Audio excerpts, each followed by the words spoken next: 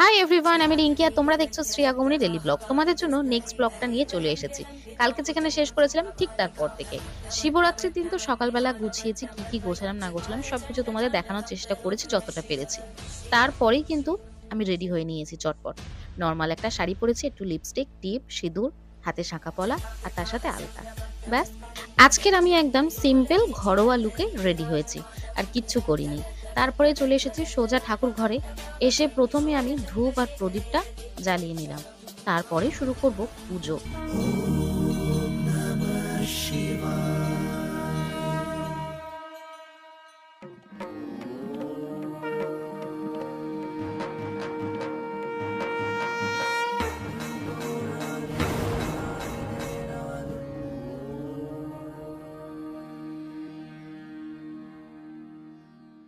সব পুজোর আগেই কিন্তু যেরকম গণেশ পুজো করতে হয়, সেরকম শিব পুজোর আগেও গণেশ, কার্তিক, তার সাথে মা পার্বতী বা মা দুর্গা, মা কালী, যে কোনো একটা মায়ের পুজোও করতে হয়। তো সেই জন্যে প্রথমে আমি গণেশজির কাছে যে সকালে বাসি ফুলগুলো ছিল সেগুলো তুলে যেটুখানি পারলাম পরিষ্কার করে নিলাম। আর তার সাথে আমি এখানে থালায় সাজিয়ে নিয়েছি, সাদা ফুল আলাদা নিয়েছি, লাল ফুল নিয়েছি, কিছু গাঁদা ফুল নিয়েছি। আর এখানে 11টা দুব্বো আমি চন্দনে মাখিয়ে রেখেছি। তার সাথে কিছু সাদা ফুল দিয়ে আমি প্রথমে গণেশজির পুজোটা শুরু করব। আর গণেশজির পুজোয় কিন্তু জবা ফুল খুবই খুবই ইম্পর্টেন্ট। আর আমার কাছে ভাগ্যবশত মা তারা মায়ের যে মালাটা এনেছিল সেখান থেকেই একখানায় জবা ফুল পড়ে আছে। তো দেখলাম পড়ে গেছে নিচে, তো ওই জবা ফুলটাই আমি গণেশজির পায়ে দিলাম। তার সাথে একটা বেলপাতা, একটু সাদা ফুল আর গাঁদা ফুল। গাঁদা ফুলও কিন্তু গণেশজি খুব পছন্দ করে। তো সেগুলো দিয়ে যতটা পারলাম গণেশজি একটা পুজো করে নিলাম। তো মন্ত্র তো আমার কিছুই জানা নেই, ওই বলে না ভক্তি ভরে ডাকলেই হবে। তো সেটাই, যেটুখানি আমি জানি ভক্তি ভরে সেটুখানি আমি প্রার্থনা করেছি ঠাকুরকে। তো তোমরা যদি কিছু জেনে থাকো এর থেকে বেশি, বা আমি যদি কিছু ভুল করে থাকি, তাহলে অবশ্যই কিন্তু আমাকে কমেন্ট করে জানিও। তো কার্তিক ঠাকুর আমার কাছে ছিল না, সেই জন্য কার্তিক পুজোটা আর করতে পারিনি। সোনামার সময় যখন কার্তিক পুজো করেছিলাম, তখন সেই ঠাকুরগুলো আমি লাস্টে একেবারে সব কটা নিয়ে গাছের তলায় বসিয়ে এসেছিলাম। তো সেই জন্য আমার কাছে কার্তিক ঠাকুর ছিল না। তো যাই হোক, মনে মনে ওটা ঠাকুরকে ডেকে নিয়েছি। তো এবারে আমার কাছে যে শিব দুর্গার যে মূর্তিটা আছে সেটাকে আমি একটু শৃঙ্গার করিয়ে নেব। প্রথমে আমি ভালো করে মুছে পরিষ্কার করে নিলাম, তারপরে মা দুর্গার টিপ সিঁদুর পরিয়ে দিলাম। আর শিব ঠাকুরেরও আমি একটু চন্দন পরিয়ে নিলাম। তারপর যেটা করলাম সেটা অলরেডি তোমাদেরকে কালকের ভিডিওতে বলে দিয়েছি, তাও আরেকবার বলে দিচ্ছি যারা যারা শোনোনি তাদের জন্য। আমাকে এক ঠাকুরমশাই বলেছিল যে তোমার হাজবেন্ডের আর তোমার নাম বলে প্রত্যেক সোমবার লাল কার দিয়ে মা দুর্গা আর শিবের যে মূর্তিটা আছে ওটার মধ্যে ভালো করে 3বার কি 5বার কি 7বার পেঁচিয়ে দেবে, আর 3টে গিট্টি দিয়ে দেবে, জানো শিব দুর্গার মতন তোমার আর তোমার হাজবেন্ডেরও যেন কখনো জোর না খোলে, এটা বলে করতে বলেছিল। তো প্রত্যেক সোমবার তো আমার করা হয় না, আগে করতাম, এখন আর করা হয় না। সেজন্য আজকে ভাবলাম শিবরাত্রিটা খুব ভালো দিন, তাই দেরি না করে চটপট এই কাজটা করে ফেললাম আর তোমাদের সাথে শেয়ারও করলাম। তোমরাও চাইলে কিন্তু এই কাজটা করতে পারো, এটা সবার জন্যই খুব ভালো। শিব দুর্গাকে তো মুছিয়ে পরিষ্কার করে দিয়েছে, সিঙ্গারও করা হয়ে গেছে। এবারে চলো মালা পরিয়ে দেবো। আর আমি তার আগে কিন্তু তারামাকে অলরেডি মালা পরানো হয়ে গেছে। প্রথমেই আমি তারামাকে মালাটা পরিয়ে দিয়েছি। মালা পরানোর আগে একটু চন্দন দিয়ে দিলাম। এবারে মালাটা সুন্দর করে পরিয়ে দিলাম। তারপরে তোমরা যে যেরকম যতটা পারবে সুন্দর করে প্রত্যেকটা ঠাকুরের কাছে ফুল দিয়ে সুন্দর করে সাজিয়ে নেবে। আমার এখানে একটা বড় কাছারির ছবি আছে, সেখানে দিলাম বেলপাতা, সাদা ফুল। হরগৌরীর মাথাতে আমি একটা বেলপাতার সাদা ফুল দিয়ে, গাঁদা ফুল দিয়ে যতটা পারলাম একটু সাজিয়ে দেওয়ার চেষ্টা করলাম। গোপুকে ফুল দিয়েছি, মা লক্ষ্মীকে, মা কালীকে, ওদিকে আছে আমার বাবা লোকনাথ, নিচে একটা ছোট তিরুপতিজি আছে, সেখানে একটু সাদা ফুল দিলাম। মোটামুটি যতটা পারলাম সবাইকে আমি টুকিটাকি ফুল দিয়ে একটু সাজিয়ে দেওয়ার চেষ্টা করলাম। আর কালকে যেহেতু বৃহস্পতিবার গেছে, সেই জন্যে অলরেডি আমার সিংহাসন কিন্তু ফুলেতে সাজানোই রয়েছে। তার আমাকে তো বললাম আগেই মালা পরিয়ে দিয়েছি। আর এদিকে আছে আমাদের গুরুদেব, গুরুদেবেরও অলরেডি মালা পরানো আছে। আমি আজকের জন্য আর কোনো মালা আনিনি, কিন্তু ওই সাদা ফুল, লাল ফুল দিয়ে মোটামুটি সাজিয়ে দেবো। পুজোর জন্য এতটাই হুটোপাটা করছিলাম, অলরেডি প্রথম প্রহর পড়ে গিয়েছিল, তো সেই জন্য একটু তাড়াই ছিলাম। আর দুধটা আনতে অনেকটাই লেট করে দিয়েছিল রনি। তো আমার ওই জন্য ভিডিও করার কথা না মাথাতেই ছিল না। ১ নম্বর পঞ্চামৃত যে তৈরি করছি তার জন্য একদমই মাথায় ছিল না যে ওটা ভিডিও বানাবো। পঞ্চামৃতটা আমি কিভাবে তৈরি করেছি তোমাদেরকে আমি বলে দিচ্ছি, শুনে নাও। আর আমি যদি কখনো সময় পাই অবশ্যই আরেকবার পঞ্চামৃতটা কিভাবে তৈরি করেছি সেটা তোমাদেরকে জানিয়ে দেবো, দেখিয়ে দেবো। পঞ্চামৃত তৈরি করার জন্য যে ৫টা জিনিস আমাদের লাগছে: দুধ, দই, চিনি, ঘি আর মধু। তো এগুলোকে যেভাবে খুশি মিশিয়ে নিলেই কিন্তু পঞ্চামৃত তৈরি হয়ে যায় না। মেশানোরও একটা মাপ আছে, একটা পদ্ধতি আছে। আচ্ছা, কিভাবে মেশাবো চলো চটপট সেটা একবার বলে দিই। দুধ যে পরিমাণ থাকবে তার হাফ নিতে হবে দই। আচ্ছা, দইটা কিন্তু সবসময় মাথায় রাখবে মিষ্টি দই। দইয়ের হাফ নিতে হবে চিনি, চিনির হাফ নিতে হবে মধু, আর মধুর হাফ নিতে হবে ঘি। তাহলেই তৈরি হয়ে যাবে আমাদের পঞ্চামৃত। এবারে চলো বলবো শিব ঠাকুরকে স্নান করানো বা পঞ্চামৃত দিয়ে বা গঙ্গা জল দিয়ে যে কোনো কিছু দিয়ে স্নান করানোর সঠিক নিয়ম, যেটা আমরা করে থাকি সবসময়। যায় আর গিয়ে ১ ঘটি জল মাথায় ঢেলে দিই। আর যদি ভিড় হয়ে থাকে তো শিবের মাথায় হাফ পড়ে, আর পাশের জনার মাথায় আরো হাফ পড়ে, কি সামনে যে থাকে তার মাথায় হাফ পড়ে। কার পায়ে পড়ছে কোনো দিকে খেয়াল রাখি না। এটা কিন্তু আমাদের সব থেকে বড় ভুল হয়। আচ্ছা চলো এবার শুনে নাও পঞ্চামৃত বা জল কিভাবে ঢালবো আমরা। প্রথমে আমরা গণেশজির ওপর জল ঢালবো।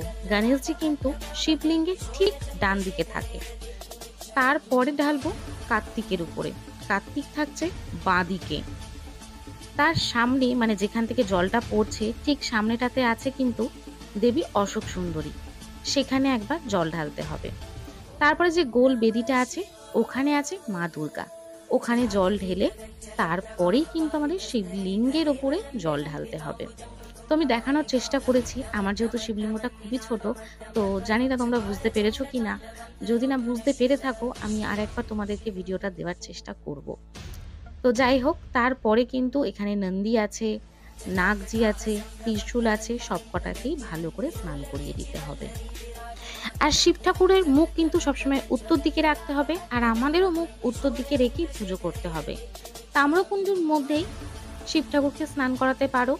আমার তাম্রকুণ্ড যেটাতে থাকে সবসময় শিবলিঙ্গ, তো সেটা ছোট বলে এই জন্যই বড় তাম্রকুণ্ডুর মধ্যে স্নান করালাম। তারপরে আমি ১ ঘটি কলের জল নিয়ে নিয়েছিলাম। তার মধ্যে ওই সুগন্ধি যেটা থাকে সেটা দিয়ে ভালো করে স্নান করিয়ে নিলাম। ওই একই পদ্ধতিতে স্নান করিয়ে পরিষ্কার করে মুছে নিতে হবে। আমি যেহেতু কোনো মন্ত্র জানি না সেজন্য একটা মন্ত্রই বলেছিলাম, যেটা সবাই জানে, আমিও সেটাই জানি, ওম নমঃ শিবায়। আর একটা মন্ত্র আমাকে এক ঠাকুরমশাই বলে দিয়েছিল যে এই মন্ত্রটা তুমি বলো জল ঢালার সময়, বা যখনই তোমার মনে পড়বে তখনই তুমি এই মন্ত্রটা বলবে, সত্যম শিবম সুন্দরম।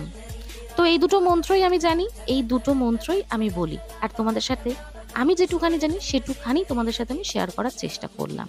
এবারে আমি ওই চন্দন লাগানো বেলপাতাটা তাম্রকুণ্ডুর ওপর রেখে একটা পাতার ওপর শিবলিঙ্গ, একটা পাতার ওপর নন্দী মহারাজ, আর একটা পাতার ওপর ত্রিশূল রেখে এবারে আমাদের যার যা দেওয়ার আছে সেগুলো দিয়ে সুন্দর করে সাজিয়ে দেব।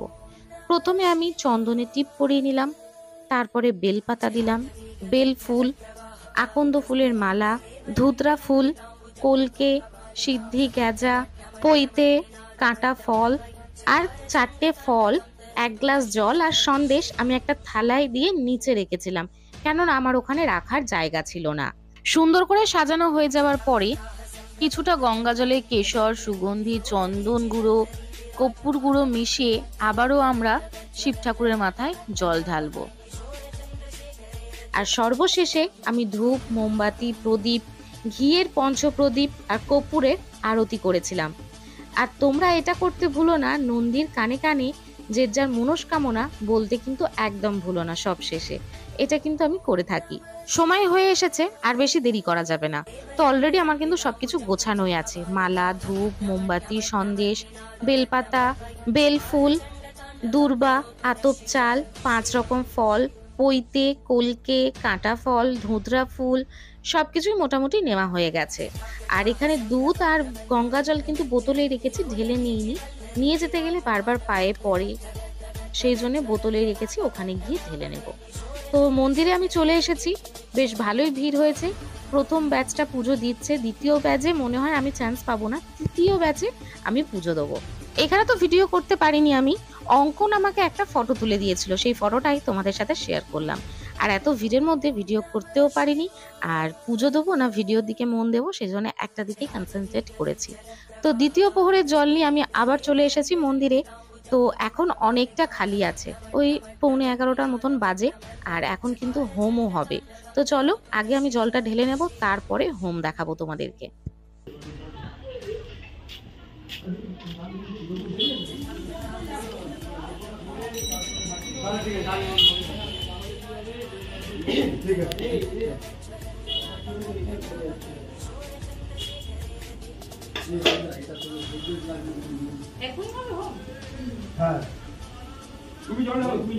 এখানে সুমি ছিল বলে আমার ওই একটু ভিডিওটা করে দিতে পেরেছে, তাছাড়া আমার কোনো ভিডিও আমার পক্ষে সম্ভব হয়নি করা আলাদাভাবে। তো আগে আমি পুজোটা দিয়ে নিয়েছি দ্বিতীয় প্রহরে, তারপরে কিন্তু হোমে বসেছি সবাই।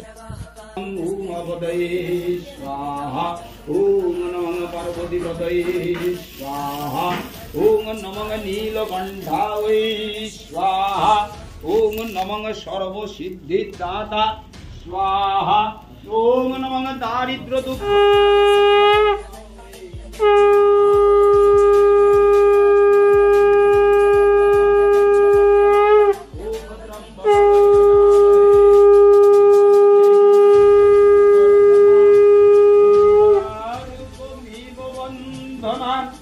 মৃত্যুর্মোক্ষমামৃতা।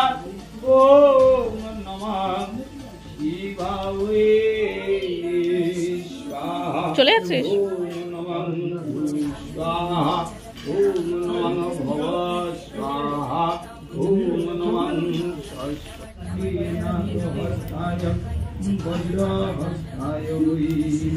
ওখানে এক দাদাকেই বললাম যে একটুখানি ওদিক থেকে ভিডিওটা করে দাও। আমি এমন জায়গায় বসেছি যে মন্দিরের ঠাকুরগুলো সমেত হোমটা আসছে না, ওদিক থেকে করলে ভিডিওটা হোমের সাথে মন্দিরের ঠাকুর সবকিছুই আসবে। তো সেই জন্য দাদা একটু হেল্প করলো বলে ভিডিওটা খুব সুন্দর এসেছে।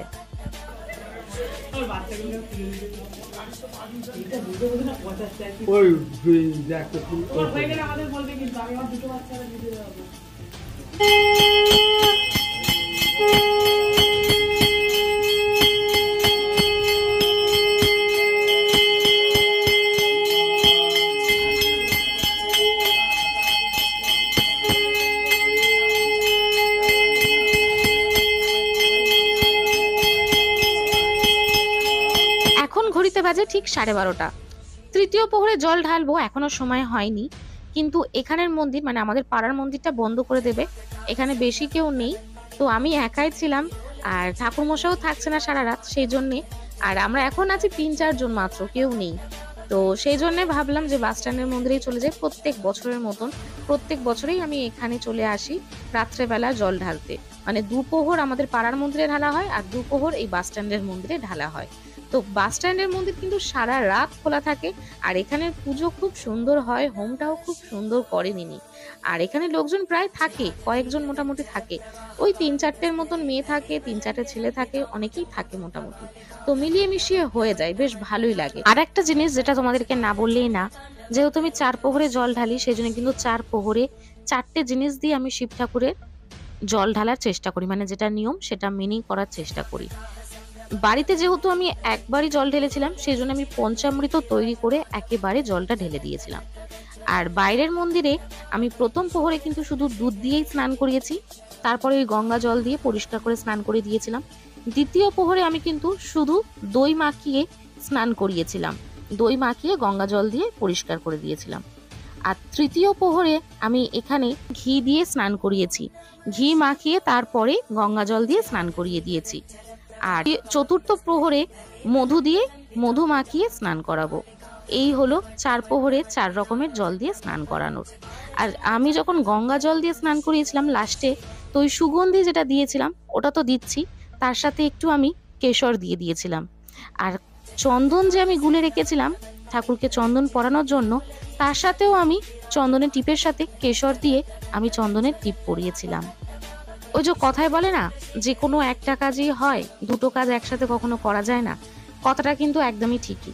মানে আমি যেহেতু পুজো করছিলাম, পুজোর দিকে যেহেতু মনটা ছিল আমার সারাক্ষণ, তো আমার ভিডিওর কথাটা অতটা মাথায় ছিল না, যার জন্য প্রত্যেক প্রহরের মানে যে আমি যে একটা আমার ঝুড়িটা যে সাজিয়েছি কি কি দিয়ে, সেটা আমি তোমাদের সাথে শেয়ার করতে পারিনি। তো যাই হোক, আমি যতটা পারছি মুখে বলে দেওয়ার চেষ্টা করছি। তো দ্বিতীয় প্রহরে কিন্তু আমি গোলাপ ফুল দিয়েছিলাম মহাদেবকে। তৃতীয় প্রহরে আমি পদ্ম ফুল দিয়ে পুজো দিয়েছিলাম। আর চতুর্থ প্রহরেও আমি গোলাপ ফুল দিয়েছিলাম। আর সেখানে ডাবের জল দিয়েও আমি স্নান করিয়েছিলাম। এখানে পাশে আর একখানা মন্দির আছে, তো আমরা চলে গেছিলাম একটু ওই মন্দিরে দর্শন করে এলাম। পুজো মানে পুজো হচ্ছে, ওখানেও পরিষ্কার চলছে। চতুর্থ প্রহরের পুজো হবে বলে ওখানেও হোম হচ্ছে দেখলাম। তো এখানে তারপরে এসে দেখছি যে ঠাকুরকে ভোগ নিবেদন করেছে। আর এই বড় মোমবাতিটা না খুব সুন্দর, সেই সন্ধেবেলা জ্বালিয়ে দেয়, সারা রাত কি পুরো সেই পরের দিন অবধি জ্বলতে থাকে। তো যাই হোক, ভোগ নিবেদন করেছে এখানে। তো সেই জন্য দরজাটা দিয়ে দিয়েছে যাতে কেউ না ঢুকতে পারে। এখন পুজো দেওয়া যাবে না, পুরোটা বন্ধ। নিবেদন হয়ে গেলে তারপরে হবে হোম।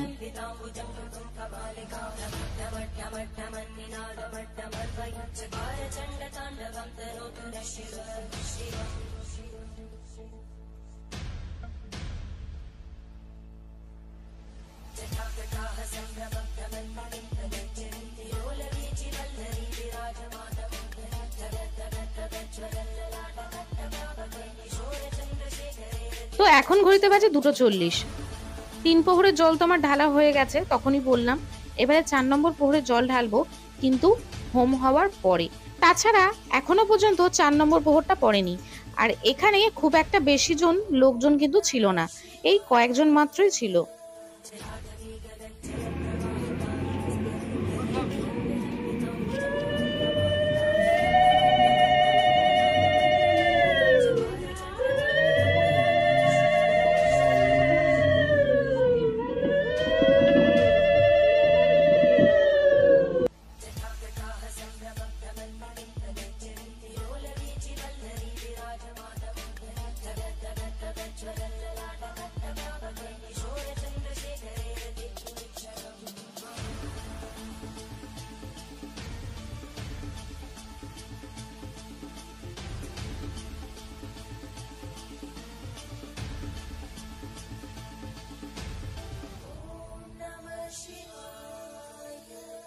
সারা রাত জাগার জন্য আর এইখানে বসার জন্য আমি কোনো সঙ্গী পাইনি।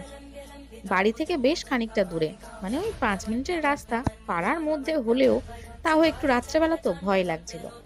তো রনি কিন্তু আমার সঙ্গে ছিল সারা রাত। পুজো শেষ করে তারপরেই কিন্তু আমরা বাড়ি গেছি। বেশ ভালো লেগেছে। এখানের হোমটা আমরা প্রত্যেক বছরই দেখি, তো ওটা মিস করা যায় না। এত সুন্দর হয় না, সারা রাত জাগাটা কোনো ব্যাপারই না এখানে বসে থেকে।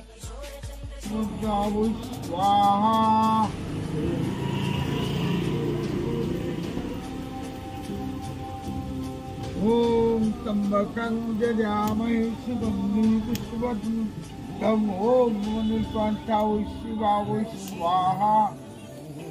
ओम त्र्यंबकं यजामहे सुगंधिं पुष्टिवर्धनम् विष्णवे स्वाहा।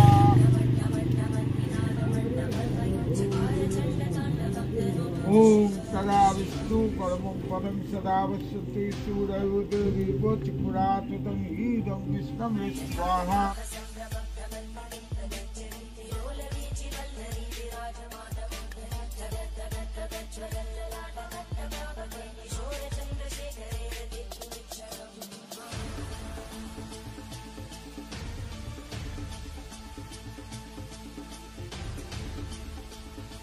হোম শেষ হতেই আমি আমার 4 প্রহরের জল ঢেলে পুজো সম্পন্ন করলাম।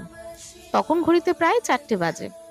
তো এখনো কিন্তু শিবরাত্রির পুজো শেষ হয়নি, যতক্ষণ না কালকে সকালে পুজো দিচ্ছি। তো সেসব সবকিছুই দেখাবো, তবে এই পার্টের ভিডিওতে না, থার্ড পার্টের ভিডিওতে, না হলে অনেকটা বড় হয়ে যাবে। তো চলো, আজকের মতন ভিডিওটা কিন্তু আমি এখানেই শেষ করছি। ভালো লাগলে অবশ্যই লাইক করো, কমেন্ট করো যে কেমন লেগেছে। আর তার সাথে আমার চ্যানেলে যারা নতুন তারা প্লিজ চ্যানেলটিকে সাবস্ক্রাইব করে নিও এই ধরনের ভিডিও দেখার জন্য। সবাই সুস্থ থেকো, ভালো থেকো। নতুন আর একটি ভিডিও নিয়ে খুব শিগগিরই তোমাদের সাথে দেখা হবে। আজকের মতন tata, bye bye, good night.